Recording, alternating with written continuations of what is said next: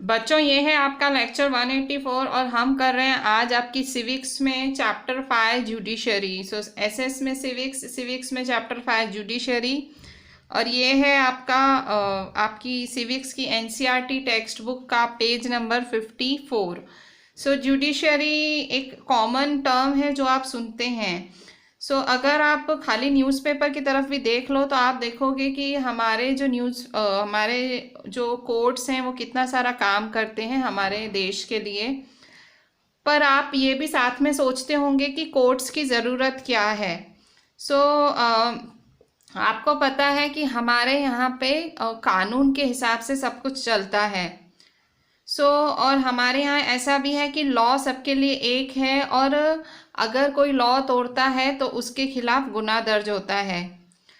इसी लॉ को इंश्योर करने के लिए कि लॉ सब फॉलो कर रहे हैं, इसी को ही फॉलो करने के लिए हमको जुडिशरी की ज़रूरत पड़ती है। जुडिशरी, अगर हमें इंडियन डेमोक्रेसी को बनाए रखना है, जो हमारा शासन है उसे डेमोक्रेटिक रखना है, तो हमें बहुत ज़्यादा ज़रूरत है जुडिशरी की। जुडिशरी का मतलब एक ऐसा ऑर्गेनाइजेशन जो फैसले सुनाए, जो रोके, जो गुनाह करने वालों को सज़ा दे। जुडिशरी अपना रोल अच्छे से निभा पा रही है, वो सारे जितने भी क्रिमिनल्स होते हैं उनको सज़ा दे पाती है, अच्छे से रूल कर पाती है। इन सब का कारण यही है कि जुडिशरी इंडिपेंडेंट है। इंडिपेंडेंट का मतलब स्वतंत्र। कोई भी जुडिशरी पे अपना फोर्स नहीं चला सकता, चाहे कोई बहुत बड़ा पॉलिटिशियन हो, चाहे कोई बहुत बड़ा पुलिस वाला हो, कोई भी हो, वो जुडिशरी एकदम इंडिपेंडेंट है, वो इंडिपेंडेंटली अपने फैसले लेती है। तो देखो और इस चैप्टर में आप जुडिशरी को डिटेल में पढ़ोगे। आपने कई बार सुप्रीम कोर्ट का नाम सुना होगा, तो आपको इतना पता होगा सुप्रीम कोर्ट दिल्ली में है। जो बड़े बड़े केसेस होते हैं वो दिल्ली जाते हैं। फिर आपने लोकल कोर्ट का नाम भी सुना होगा। लोकल कोर्ट आपकी लोकल एरिया में होगी, आप जहाँ रहते हो उस सिटी में होगी। आप इस चैप्टर में जुडिशरी के बारे में सब कुछ पढ़ेंगे, ठीक है। हम आ जाते हैं पेज नंबर 55 पे।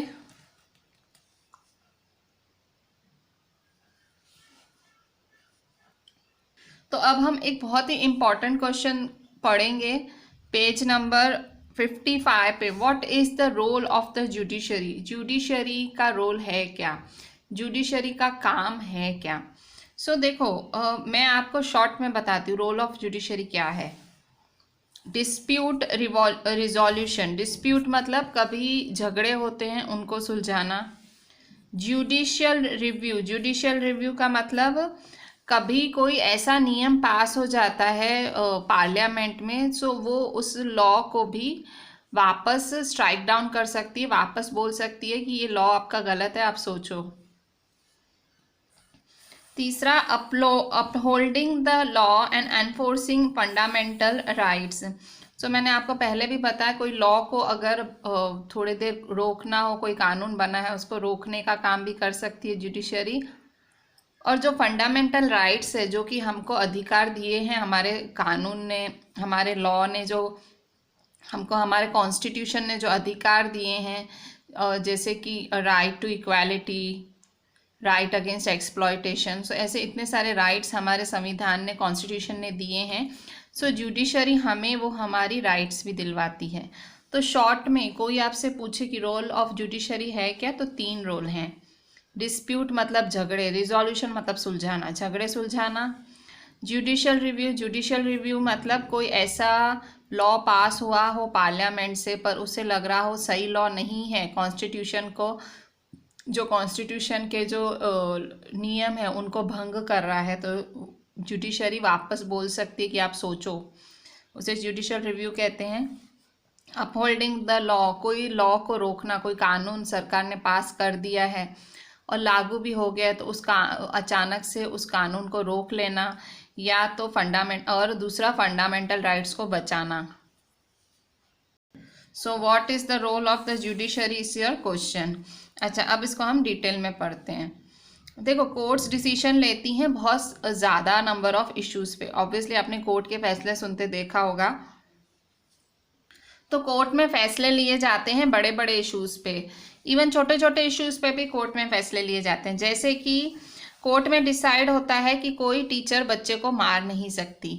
कोर्ट में डिसाइड होता है कि 2 स्टेट्स के बीच में नदी का पानी शेयर होगा। हाँ, ये चीज़ें भी कोर्ट में जाती हैं। 2 स्टेट्स लड़ते हैं बाकायदा, और भाई ये नदी का पानी हमारे स्टेट को मिलेगा, ये नदी का पानी हमारे स्टेट को मिलेगा, तो कोर्ट फैसला सुनाती है भाई शेयर करो पानी। और they can punish people for particular crimes, और अगर कोई बहुत अपराध करता है, कोई बहुत बड़ा या छोटा सा भी अपराध करता है, सो उसका फैसला भी कोर्ट में होता है, उसको उसकी पनिशमेंट कोर्ट से मिलती है। सो अगर आप थोड़े समझ के बोलो, मतलब कुछ अगर आप विस्तार से सोचो, so the work that judiciary does can be divided in the following. So the work that judiciary does can be divided into following. So उसको 3 में आप बांट सकते हो। पहला है dispute resolution. The judicial system provides a mechanism for resolving disputes between citizens and government, between 2 states government and between center and state government. So जो judicial system है वो एक mechanism provide करता है जिसमें झगड़े सुलझें सिटीजन्स के बीच, सिटीजन्स और गवर्नमेंट के बीच, और 2 स्टेट गवर्नमेंट्स के बीच, between centre and state government के बीच। सो झगड़े देखो भले सिटीजन्स के बीच में हों, ठीक है, आप और आपके पड़ोसी झगड़ पड़े दीवार का मुद्दा उठा के, कुछ ऐसा मुद्दा था और आप कोर्ट का दरवाज़ा खटखटा रहे हो, तो कोर्ट फैसला सुनाएगी। बिटवीन सिटीजन्स एंड गवर्नमेंट, आपको गवर्नमेंट से प्रॉब्लम है, आपने कोर्ट का दरवाज़ा खटखटाया, कोर्ट आपको फैसला सुनाएगी। बिटवीन 2 स्टेट गवर्नमेंट्स, अभी मैंने आपको बोला कि दो स्टेट्स के बीच में नदी का पानी शेयर, सो ये 2 स्टेट्स भी 2 स्टेट गवर्नमेंट भी कोर्ट का दरवाज़ा खटखटा सकती हैं, मतलब वो उनसे न्याय मांग सकती हैं। And between centre and state government, centre government मतलब जो सेंट्रल लेवल पे गवर्नमेंट है, जो पूरे देश की गवर्नमेंट है, और स्टेट गवर्नमेंट, इनके बीच में भी अगर कोई झगड़ा हो वो भी कोर्ट सुलझाएगी। सो डिस्प्यूट रिजोल्यूशन मतलब किसी भी तरह का, किसी के भी बीच में, छोटा हो बड़ा हो, सिटीजन से लेके गवर्नमेंट के बीच में किसी को भी प्रॉब्लम है, they can ask the court for justice, वो जा सकते हैं जुडिशरी के पास, कोर्ट के पास जा सकते हैं, they can ask for justice, ठीक है। सेकेंड है judicial review. Now what do you mean by judicial review? As the final interpreter of the Constitution, the judiciary also has the power to strike down particular laws passed by if it believes that these are violation of basic structure of Constitution. This is called judicial review. Now, judicial review की बहुत ही interesting definition है। Judicial review की definition बोलती है कि भाई अगर आप देखो तो जुडिशरी कॉन्स्टिट्यूशन का फाइनल इंटरप्रेटर है, मतलब कॉन्स्टिट्यूशन संविधान बचाने वाला आखिरी जो संविधान बचाने वाला एक आखिरी फरिश्ता हमारा जुडिशरी है, ठीक है। सो जुडिशरी के पास पूरा पावर है, पूरी ताकत है कि अगर कोई लॉ पार्लियामेंट ने पास करा है और जुडिशरी को विश्वास है, कोर्ट को विश्वास है कि लॉ एकदम से गलत है, वो हमारे कॉन्स्टिट्यूशन का जो स्ट्रक्चर है वो लॉ उसको वायलेट करता है। What do you mean by violation? Violation means उसको भंग करता है, हमारे कॉन्स्टिट्यूशन की सोच को गलत साबित करता है, तो वो एक जुडिशियल रिव्यू ले सकता है। जुडिशियल रिव्यू का मतलब वो जो नियम है उसे रोक सकता है, वो उस नियम को कहेगा कि हम लागू नहीं होने देंगे, ठीक है। फिर ये है जुडिशियल रिव्यू, बहुत ही इंपॉर्टेंट डेफिनेशन है, एंड मैं जो भी टिक कर रही हूँ आपको आपकी नोटबुक में वो सारी पॉइंट्स लिखनी है। थर्ड है upholding the law and enforcing the fundamental rights. मैंने अभी बोला कि अपहोल्डिंग द लॉ को रोकना, थोड़े टाइम के लिए रोक लेना, और फंडामेंटल राइट्स को एनफोर्स करना, मतलब फंडामेंटल राइट्स सबको मिल रही हैं उसका ख्याल रखना। Every citizen in India can approach the supreme court और the high court if they believe that their fundamental rights have been violated. India का कोई भी सिटीजन सीधा सुप्रीम कोर्ट को अप्रोच कर सकता है या हाई कोर्ट को भी अप्रोच कर सकता है अगर उन्हें महसूस हो रहा है कि जो उनकी फंडामेंटल राइट्स हैं उनका हनन हुआ है, वो वायलेट हुई हैं, उनकी फंडामेंटल राइट्स तो कोई भंग कर रहा है। फॉर एग्ज़ाम्पल, जब आप क्लास 7 में पढ़ के आए हो तो आपने एक हकीम शेख करके एक एग्रीकल्चरल लेबरर की स्टोरी पढ़ी थी। उसमें लिखा हुआ था कि एग्रीकल्चरल लेबरर एक बारी ट्रेन से गिर गया था और किसी हॉस्पिटल ने उसे एडमिट नहीं किया। जब वो सुप्रीम कोर्ट में ये सुप्रीम कोर्ट में ये लेके गया अपना केस, तो सुप्रीम कोर्ट में बोला गया कि भाई article 21 which provides every citizen the fundamental right to life also includes the right to health. तो सुप्रीम कोर्ट ने फैसला सुनाया कि जो हमारा आर्टिकल 21 है, जो हमें राइट टू लिव देता है, ज़िंदगी जीने की, हमको ज़िंदगी जीने का अधिकार है, तो वही राइट हमें हेल्थ का अधिकार भी देती है कि हमारा स्वास्थ्य बना रहे। इसीलिए क्योंकि वो हकीम शेख वेस्ट बंगाल का था, तो उसने सुप्रीम कोर्ट ने वेस्ट बंगाल गवर्नमेंट को बोला था कि उसको तुम कंपनसेशन पे करो, उसको जो भी नुकसान हुआ है पैसे का वो सब तुम उसे पे करो, और come up with a blueprint of for primary health care with particular reference to treatment of patients during emergency। और उन्हें कहा गया कि भाई आप जो आपके सिटीजन्स हैं उनके लिए एक नया प्लान तैयार करो। ब्लूप्रिंट का मतलब प्लान तैयार करो जिसमें आपके लोगों को प्राइमरी हेल्थ केयर मिलेगा। ठीक है। अच्छा, इस केस को क्या कहा गया? इस केस को कहा गया पश्चिम बंगा Khet Mazdoor Samiti versus state of West Bengal. यहाँ पे ये मतलब ये जो थे वो एग्रीकल्चर, हकीम शेख कौन थे? एग्रीकल्चरल लेबरर थे। तो उनकी जो जितने भी एग्रीकल्चर लेबरर्स थे, जितने भी मजदूर थे, वो सब उनके साथ मिल गए और उन्होंने केस किस पे किया?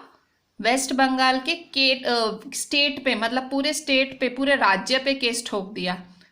ऐसा है, आपने पढ़ा है ना ऊपर देखो, सिटीजन्स और गवर्नमेंट के बीच में, बिटवीन सिटीजन्स एंड गवर्नमेंट। ठीक है, तो ये देखो सिटीजन एंड गवर्नमेंट के बीच में भी मतलब केसेस होते हैं। ये आर्टिकल 21 हमें आर्टिकल 21 हमें राइट टू लिव दे रहा है और इसके बेसिस पे सुप्रीम कोर्ट ने फैसला सुनाया कि इसको जो भी प्रॉब्लम हुई है उसको कंपनसेट करो, उसका पैसे का खर्चा हुआ है। और ये केस बहुत फेमस हुआ, पश्चिम बंगाल खेत मजदूर का Samiti versus state of West Bengal. ठीक है, इस तरह से अपहोल्डिंग द लॉ एवरी, तो यहाँ से हम टिक कर लेते हैं इसके लिए कि every citizen of India can approach the supreme court और the high court if they believe that their fundamental rights have been violated.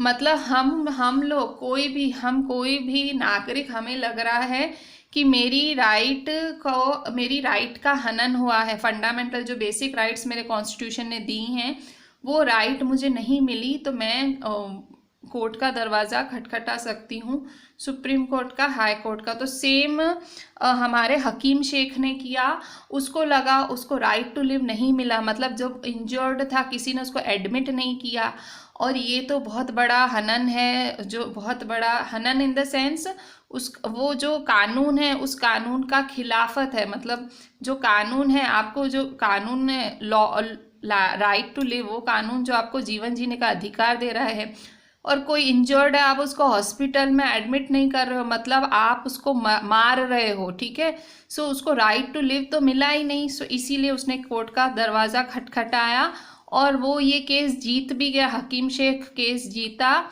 Waste Bengal सरकार ने उसे पैसे दिए जितना भी उसका खर्चा हुआ, और वेस्ट बंगाल सरकार को जो कोर्ट है उसने फैसला सुनाया, अभी आपको आपके सिटीजन्स के लिए प्राइमरी हेल्थ केयर सेंटर्स खोल लेने चाहिए कि कोई इंजर्ड हो उसकी जल्दी से देखभाल हो पाए। यहाँ पे आपको एक फ़ोटो दिख रही है, the above photo shows the supreme court of India. ये फोटो है सुप्रीम कोर्ट की। ठीक है, this is the photo of supreme court of India. The supreme court was established on 26 जनवरी 1950। 26 जनवरी 1950 को ही सुप्रीम कोर्ट भी इस्टेब्लिश हुई थी।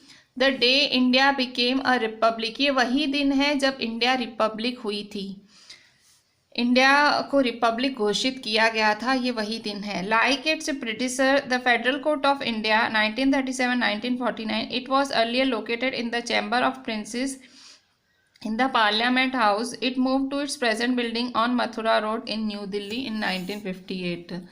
सुप्रीम कोर्ट नहीं थी तो उससे पहले फेडरल कोर्ट थी। ठीक है। So supreme court was establish on 26 January 1950। Supreme court कब एस्टैब्लिश हुई थी? 26 जनवरी 1950 को एस्टैब्लिश हुई थी। So the federal court of India 1937-94, it was earlier located in the chamber of princes in the parliament house. पहले सुप्रीम कोर्ट पार्लियामेंट हाउस में located थी, पर फिर आगे जाके it moved to its present building on Mathura road in New Delhi. अब supreme court कहाँ है? पहले पार्लियामेंट हाउस के अंदर थी सुप्रीम कोर्ट, अब ये आपको न्यू दिल्ली में मिलेगी, मथुरा रोड पे 1958 में, मतलब 1958 में मथुरा रोड, न्यू दिल्ली के मथुरा रोड पे सुप्रीम कोर्ट बनाई गई। ठीक है। सो सुप्रीम कोर्ट का जन्म कब हुआ था? 26 जनवरी 1950। अभी हम पीछे आ जाते हैं आपके पेज 56 पे। What is independent judiciary? Independent judiciary क्या होता है? सो इंडिपेंडेंट का मतलब स्वतंत्र। स्वतंत्र मतलब भाई किसी से हम डरते नहीं, हम हमारे हिसाब से काम करते हैं। ठीक है, जैसे कि मैं ठीक है। सो इंडिपेंडेंट का मतलब आपको, आपके ऊपर कोई नहीं है, आपको किसी से डर नहीं है, आप अपनी रीत से अपना काम अच्छे से कर रहे हो, दैट इज इंडिपेंडेंट। सो हमारी जुडिशरी भी इंडिपेंडेंट है। कैसे? सो देखो, पहले उसको समझने के लिए आप एक सिचुएशन को इमेजिन करो। Imagine a situation in which a powerful politician has encroached on land belonging to your family. Within this judicial system, the politician has the power to appoint and dismiss a judge from his office. When you take this case to court, the judge is clearly partial to the politician. The control that the politician holds over the judge does not allow for the judge to take an independent decision. This lack of independence would force the judge to make all judgments in favor of the politician. Although we often hear of rich and powerful people trying to influence judicial process, the India protects against this kind of by providing for the independence of judiciary. अब ये आपको हमारी judiciary independent है वो समझाने के लिए यहाँ आपको एक एग्जाम्पल दिया गया है। एग्जाम्पल क्या दिया गया है आपको? ये एग्जाम्पल में दिया गया है कि एक सिचुएशन इमेजिन करो जहाँ पे एक पावरफुल पॉलिटिशियन है, एक पावरफुल पॉलिटिशियन है, उसने आपकी ज़मीन पे कब्जा कर लिया है। ठीक है। सो आपकी ज़मीन पे कब्जा कर लेने के बाद वो आपको आपकी ज़मीन दे ही नहीं रहा है और आपको डरा रहा है, धमका रहा है। ठीक है। सो अब आप क्या करोगे? आप गए जुडिशरी के पास, ऑब्वियसली कोर्ट में गए, पर हुआ ऐसा कि जो कोर्ट का जज है वो तो पॉलिटिशियन ने ही अपॉइंट किया था, मतलब वो तो उसी ने ही, कोर्ट का जज पॉलिटिशियन ने ही अपॉइंट किया था, और जो पॉलिटिशियन है वो, उसको पूरा पावर है कोर्ट के जज को रखना और कोर्ट के जज को निकाल देना। सो जज जो है वो पूरा पॉलिटिशियन के हाथ में है, और वो फैसला किसके हक में सुनाएगा? ऑब्वियसली पॉलिटिशियन के हक में, उसके फेवर में सुनाएगा। क्यों? क्योंकि उसी को ही तो पॉलिटिशियन ने रखा है। सो आपके साथ तो क्या हो जाएगी? नाइंसाफ़ी हो जाएगी। तो पर ऐसा कुछ है नहीं, मैं आपको बता दूं, ऐसा कुछ भी नहीं है। जो कोर्ट का जज है उसको कोई भी पॉलिटिशियन नियुक्त नहीं करता। सो हमारे इंडियन कॉन्स्टिट्यूशन ने ऐसी सिचुएशन ना हो, जैसा मैंने अभी एग्जाम्पल दिया, भाई आपका कोई लैंड लेके चला गया कोई बड़ा पॉलिटिशियन और वो आप कोर्ट गए, आप फैसला हार गए, ऐसा आपकी तरह किसी और के साथ ना हो। तो इंडियन कॉन्स्टिट्यूशन ने पहले ही जुडिशरी को इंडिपेंडेंट रखा हुआ है। हमारे संविधान ने हमारा जो जुडिशरी है, हमारा जो कोर्ट सिस्टम है, उसको इंडिपेंडेंट रखा हुआ है। वो किसी भी पॉलिटिशियन, किसी भी लेजिस्लेचर के हिसाब से, किसी भी एग्जीक्यूटिव के हिसाब से नहीं चलता। कंप्लीटली इंडिपेंडेंट जुडिशरी है हमारी। ठीक है। सो ये जो मैंने एग्जाम्पल दिया था, ये सिर्फ एक एग्जाम्पल था, कोई भी पॉलिटिशियन जुडिशरी को कंट्रोल नहीं कर सकता। सो यहाँ एक बहुत ही इम्पॉर्टेंट चीज़ है कि often we hear of rich and powerful people in India trying to influence the judicial process. The Indian Constitution protects against this kind of situation by providing for the independence of judiciary. हम सुनते हैं कि वो अमीर है, वो powerful है, वो जुडिशियल प्रोसेस को इन्फ्लुएंस करेगा, वो फैसला बदलवा देगा, पर हमारा जो संविधान है, भारतीय संविधान है, वो प्रोटेक्ट करता है इस काइंड की सिचुएशन से, इसीलिए हमारा जो जुडिशरी है वो इंडिपेंडेंट है। ठीक है। सो सबसे जो बड़ा, इंडिपेंडेंट का मतलब सेपरेट। ठीक है। So one aspect of this independence is the separation of power. So judiciary एकदम सेपरेटेड है। ठीक है। सो आपने हमारे जो कॉन्स्टिट्यूशन चैप्टर 1 था उसमें ये पढ़ा था आपने कि इसका मतलब ये हुआ, देखो गवर्नमेंट की 3 ब्रांचेस होती हैं। गवर्नमेंट जो होता है 2 ब्रांचेस होती हैं, लेजिस्लेचर और एग्जीक्यूटिव। लेजिस्लेचर वो लॉ बनाता है, कानून बनाता है। एग्जीक्यूटिव है वो कानून लागू कराता है, और जुडिशरी है वो फैसले सुनाता है। तो लेजिस्लेचर, एग्जीक्यूटिव और जुडिशरी, तो जुडिशरी के फैसले में इन दोनों का कोई हाथ नहीं है। जुडिशरी इनसे अलग है। जुडिशरी सेपरेशन ऑफ पावर, मतलब it is a separate power. ठीक है। लेजिस्लेचर कानून बनाता है, एग्जीक्यूटिव उसे लागू कराता है, इम्प्लीमेंट कराता है। जो IAS, IFS, IPS जो बड़े बड़े ऑफिसर्स होते हैं, जिन्हें हम सिविल सर्वेंट्स कहते हैं, वो। और सपोज किसी को न्याय नहीं मिल रहा तो वो जाता है जुडिशरी के पास, पर जुडिशरी एकदम इंडिपेंडेंट है। उनका ना इनसे लेना देना है, ना इनसे लेना देना है। ठीक है। जुडिशरी एकदम इंडिपेंडेंट है, वो किसी के डर में नहीं रहता। So the courts are not under the government and do not act on their behalf. Court जो है सरकार के हिसाब से नहीं चलती और अपने हिसाब से काम करती है। For the above separation to work well, it is also crucial that all judges in the High Court are appointed with very little interference from very other branches of government. Once appointed to this office, it is also very difficult to remove a judge. So जब इनका appointment किया जाता है, supreme court के जजेस का या high court के जजेस का जब अपॉइंटमेंट किया जाता है, सो पूरा ख्याल रखा जाता है कि कोई भी इन्फ्लुएंस ना करे इनके अपॉइंटमेंट में, को ना लेजिस्लेचर का हाथ हो, ना एग्जीक्यूटिव का हाथ हो। बिल्कुल जज एकदम फ्रीली, इंडिपेंडेंटली उन्हें अपॉइंट किया जाता है, बिल्कुल उनका इन्फ्लुएंस ना हो वैसे। और ये इंडिया में जज को अपॉइंट करना जितना मुश्किल है, उससे 100 गुना ज़्यादा मुश्किल है उस जज को रिमूव करना। आप जज को रिमूव बहुत आसानी से नहीं कर सकते। जज को रिमूव करने के लिए भी एक लंबा चौड़ा प्रोसीजर है, जो कि आप 9th स्टैंडर्ड में पढ़ोगे। ठीक है। So once appointed to this office, मतलब एक बार जज बन जाने के बाद, it is also very difficult to remove a जज। ठीक है। सो जज को नियुक्त करना जितना डिफिकल्ट है, उससे भी डिफिकल्ट है उसे हटाना है। So it is the independence of the judiciary that allows the court to play a central role in ensuring that there is no misuse of power by the legislature and the executive. So it is the independence of the judiciary that allows the court to play a central role. मतलब judiciary का ही ये role है। Judiciary जो independent है, स्वतंत्र जो हमारी judiciary है, वो कोर्ट को अलाउ करती है कि कोर्ट एक सेंट्रल रोल प्ले करे, कोर्ट एक बड़ा रोल प्ले करे इंश्योर करने के लिए कि कोई अपना पावर यूज ना करे उनके ऊपर। It also pledge a crucial role in protecting fundamental rights of citizens because anyone can approach the court if they believe that their rights have been violated. So क्योंकि जुडिशरी इंडिपेंडेंट है, कोई भी citizen, आप, मैं, कोई भी आम आदमी कोर्ट का दरवाज़ा जाके खटखटा सकता है जब उसे लग रहा हो मेरी फंडामेंटल राइट्स का हनन हो रहा है, कोई मेरी फंडामेंटल राइट्स को मुझसे छीन रहा है। क्यों? क्योंकि कोई भी जाके कोर्ट को अप्रोच कर सकता है। ठीक है। So it also plays a crucial role in protecting fundamental rights of citizens because anyone can approach the court if they believe that their rights have been violated. ठीक है।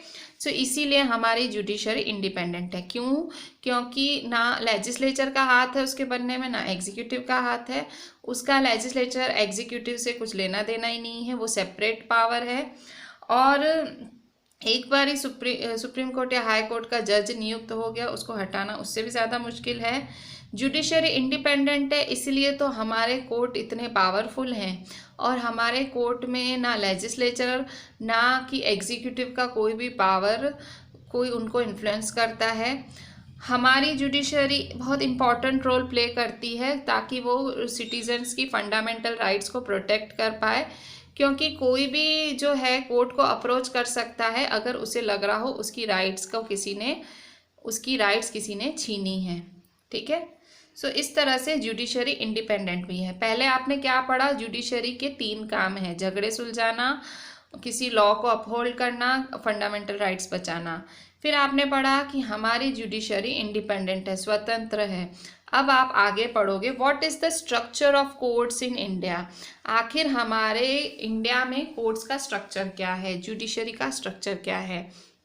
जैसे कि स्कूल होता है, आप स्कूल में जाते हैं तो मैं आपको बोलूँ स्कूल का आप एक स्ट्रक्चर बताओ, तो आप कहोगे कि सबसे ऊपर जो होता है स्कूल का डायरेक्टर होता है, फिर प्रिंसिपल होता है, फिर सारे टीचर्स होते हैं, फिर क्लर्क्स होते हैं, फिर स्टूडेंट्स। इस तरह से आप मुझे पूरा स्ट्रक्चर ऑफ स्कूल बताओगे। तो वैसे ही मैं आपसे पूछ रही हूँ कि स्ट्रक्चर ऑफ कोर्ट्स बताओ, इंडिया में स्ट्रक्चर ऑफ कोर्ट्स क्या है।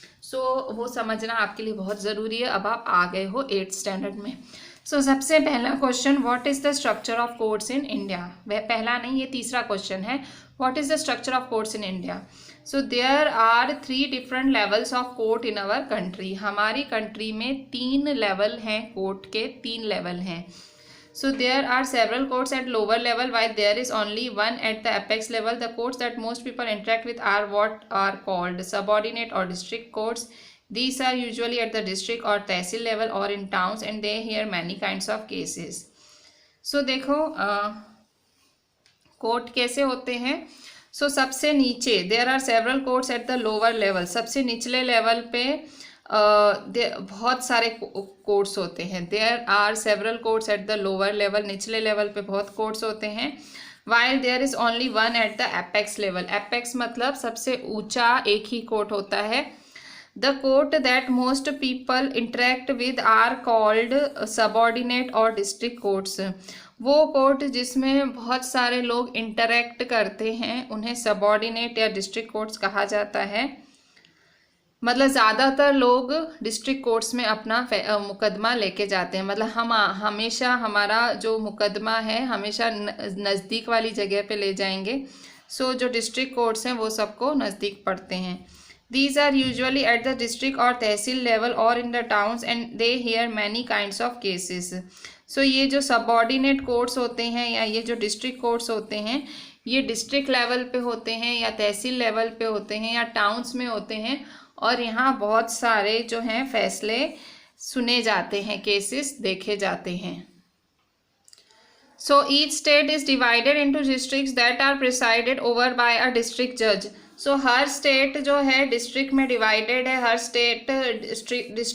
स्टेट में बहुत सारे डिस्ट्रिक्ट्स होते हैं और वो डिस्ट्रिक्ट्स एक डिस्ट्रिक्ट जज द्वारा प्रिसाइड किया जाता है। मतलब वो एक टॉप लेवल पे होता है। वो डिस्ट्रिक्ट जज होता है। Each state has a high court. हर स्टेट के पास एक हाई कोर्ट होती है which is the highest court of the state.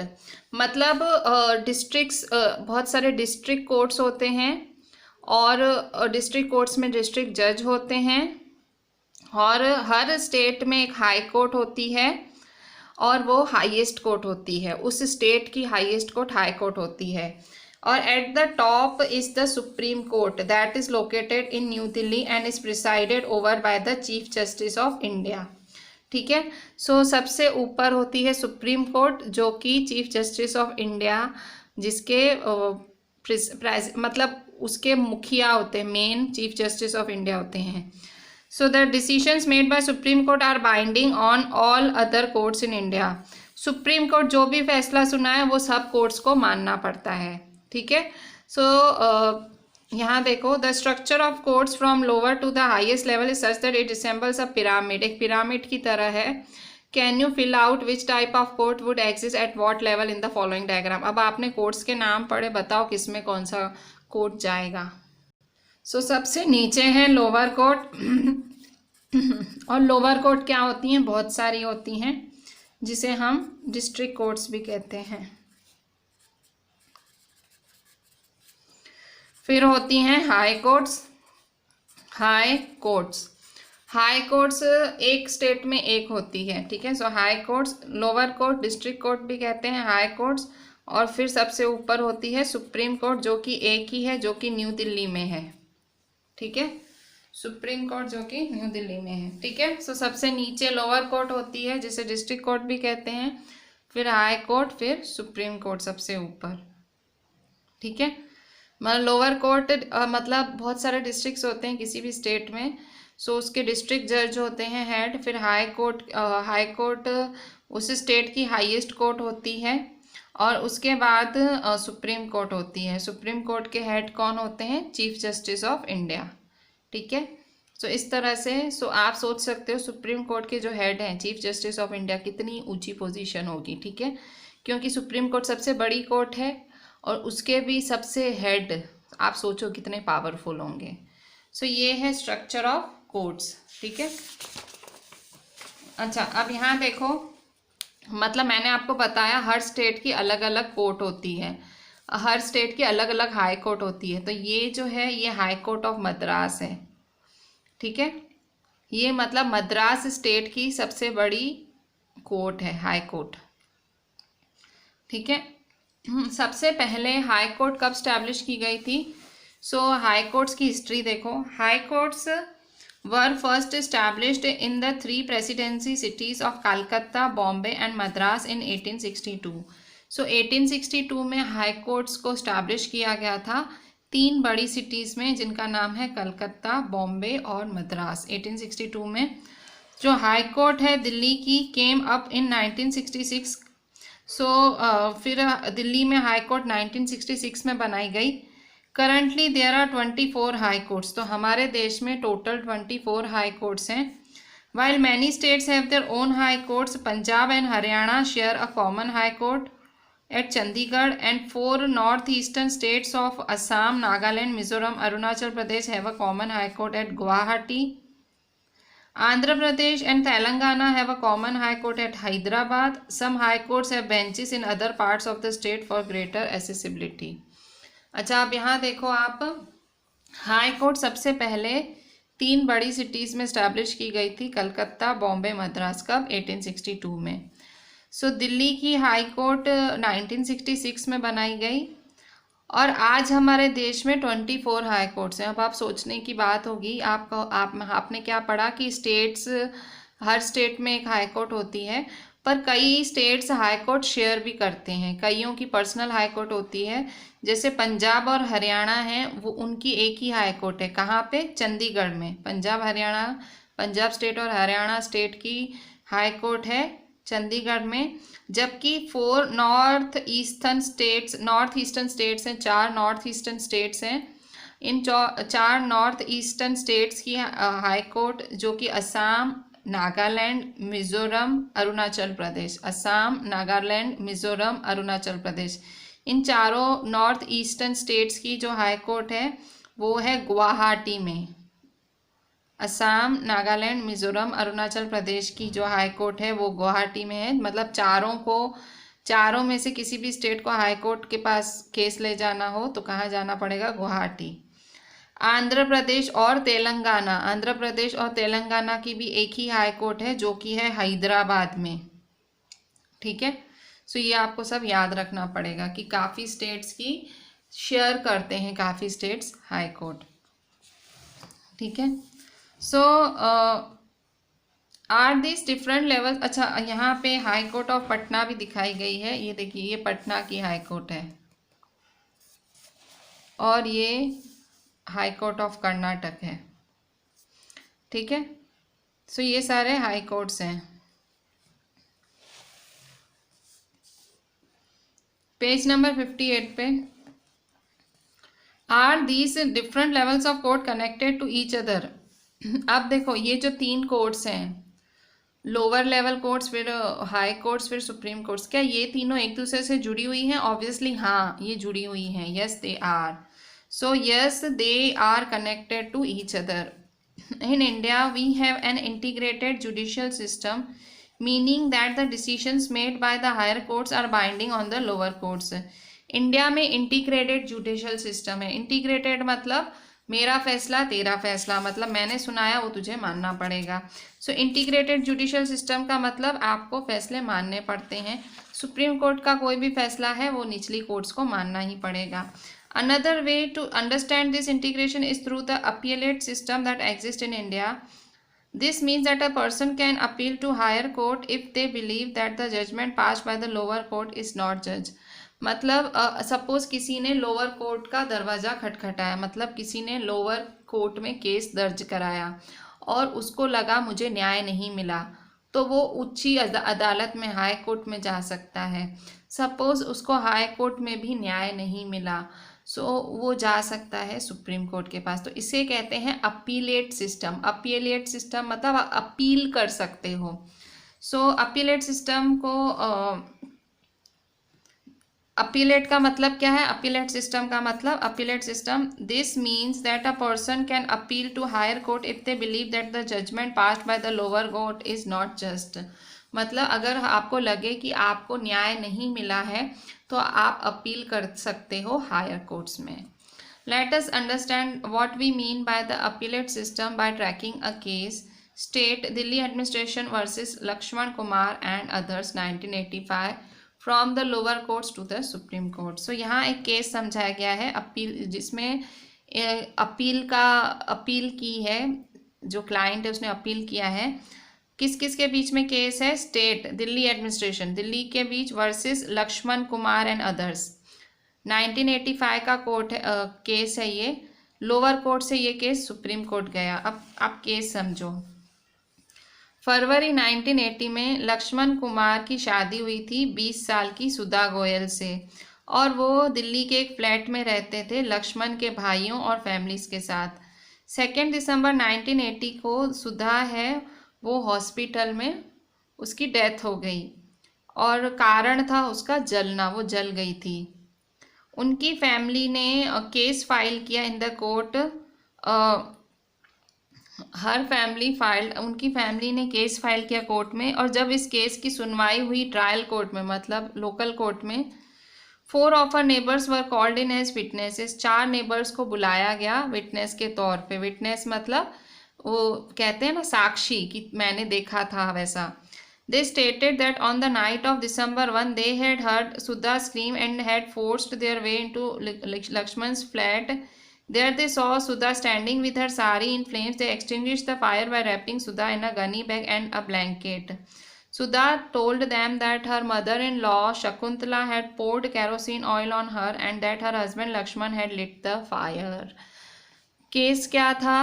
Case था कि उसके पड़ोसियों ने ऐसे बोला कि जब दिसंबर 1 की रात थी तो हमने सुधा के घर से चीखों की आवाज़ सुनी, लक्ष्मण के घर से चीखों की आवाज़ सुनी, और हमने देखा कि जब हम गए कि सुधा की साड़ी में आग लगी हुई है, और हमने जाके सुधा को ब्लैंकेट ओढ़ाई। सुधा ने उनको बताया कि जो उनकी मदर इन लॉ है, जो उनकी सास है शकुंतला, उन्होंने उन पे केरोसिन का तेल छिड़का था, और उनका जो हस्बैंड है लक्ष्मण, उसने आग लगाई थी सुधा को। During the trial members of Sudha's family and a neighbor stated that Sudha had been subjected to torture by her in-laws and that were demanding more cash, a scooter and a fridge on the birth of the first child. सो जब trial किया गया, मतलब जब सारा case solve करा गया, तो पता लगा कि जो सुधा के जो इन लॉज थे वो लालची थे। जब उसको पहला बच्चा आया तो वो कैश चाह रहे थे, स्कूटर चाह रहे थे, फ्रिज चाह रहे थे उसके मम्मी पापा से, सुधा के। As part of their defense, Lakshman and his mother stated that Sudha's sari had accidentally caught fire while she was heating milk. और अपने बचाव में लक्ष्मण और उसकी मदर ने कहा कि सुधा की साड़ी को आग लग गई थी जब वो दूध गर्म कर रही थी। On the basis of this and other evidence, the trial court convicted Lakshman, his mother Shakula and his brother-in-law Subhash Chandra and sentenced all 3 of them to death. पर ये सब जो लोकल कोर्ट है, ट्रायल कोर्ट ने ये सब माना नहीं, और उन्होंने उनको सजाए मौत दे दी, क्योंकि उन्होंने एक लड़की को डाउरी, डाउरी मतलब दहेज, दहेज की लालच में मार दिया था। और उन तीनों को, उसके पति को, उसके देवर को और उसकी मदर इन लॉ को मौत की सज़ा सुनाई कोर्ट ने। November 1983, the three accused went to the High Court to appeal against the verdict of the trial court. Trial court जो कि लोकल कोर्ट है, लोकल कोर्ट के खिलाफ 1983 नवंबर में इन तीनों ने हाई कोर्ट के सामने अपील की। अपील करना मतलब चैलेंज किया ट्रायल कोर्ट के फैसले को। The high court after hearing the arguments of all the lawyers decided Sudha had died due to an accidental fire caused by kerosene stove. Lakshman, Shakuntala and Subhash Chandra were acquitted. So जब ये फिर high court में गया ये case, तो हाई कोर्ट में ये prove हो गया कि सुधा की मौत एक्सीडेंटली हुई है, मतलब उसको जलाया नहीं गया था। अचानक से स्टोव की केरोसिन की आग उसकी साड़ी पे लगी और वो एक्विट हो गए, मतलब एक्विट मतलब छूट गए। ठीक है। सो इस तरह से, मतलब ये इस तरह से केस था। So you may remember the photo essay on women's movement in your class 7 book. You read about how in 1980s women groups across country spoke about dowry deaths. आपने पिछले साल भी पढ़ा था आपके स्टैंडर्ड 7th में किस तरह से डाउरी डेथ हो रही है थी हमारे देश में उस टाइम। डाउरी डेथ मतलब दहेज को लेके हत्याएं। They protested against the failure of courts to bring these cases to justice. और वहाँ लोगों, औरतों ने धरना दिया कि आप लोग न्याय क्यों नहीं दे रहे हो ऐसी औरतों को। The above high court judgement deeply troubled women and they held demonstration and filed a separate appeal against this high court decision in Supreme Court through Indian Federation of Women Lawyers. High court ने उसको छोड़ दिया, उसके पति को, सास को, देवर को छोड़ दिया। पर कुछ जो संस्थाएं हैं, जो औरतों की संस्थाएं हैं, फेडरेशन ऑफ वुमन लॉयर्स, ये संस्थाएं आगे आई और उन्होंने हाई कोर्ट के फैसले के खिलाफ सुप्रीम कोर्ट में अपील की। ठीक है। लोकल कोर्ट में, पहले लोकल कोर्ट में उन्होंने दोषी ठहराया, उन्होंने हाई कोर्ट में अपील की, हाई कोर्ट ने उन्हें बरी कर दिया, फ्री कर दिया। अब वो फैसला कहाँ गया? अब वो फैसला गया सुप्रीम कोर्ट में। किसने पहुंचाया? Indian Federation of Women lawyers.